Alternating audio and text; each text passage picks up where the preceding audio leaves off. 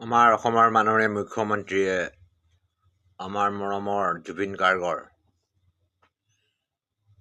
যিটো SIT enquiry পঠিয়াইছে সেইটোক তেওঁ নিশ্চিত ন্যায় দিবই।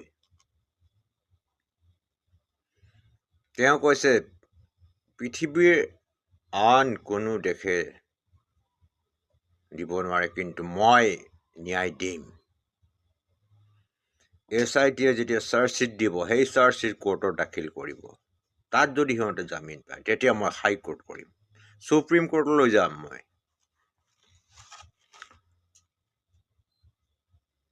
এজন DGPৰ ভায়েক, এজন কলেজৰ প্ৰফেচৰৰ ভায়েক, এনে মানুহক কোনোবা 3 মাহলৈকে জেলত ৰখাৰ প্ৰমাণ কোনোবা চৰকাৰ বা কোনোবা মুখ্যমন্ত্ৰীৰ দিনত আছে?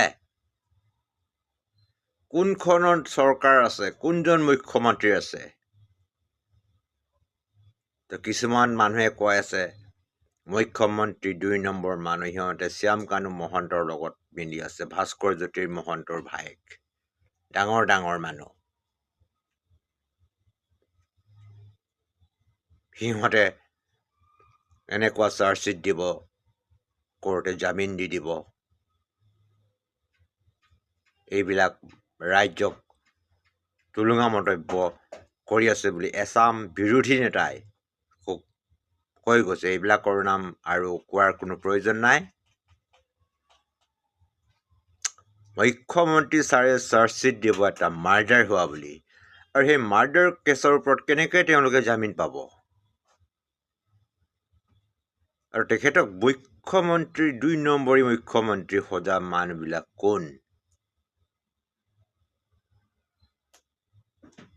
আৰু এইটোও কৈছে তেওঁক CBI ইনকুৱাৰী দিব।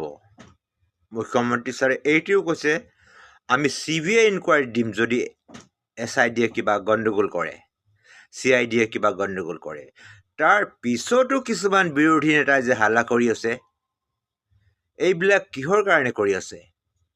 সিহঁতৰ মুখবিলাক অলপ বন্ধ ৰাখিবলৈ মই অনুৰোধ জনাইছোঁ।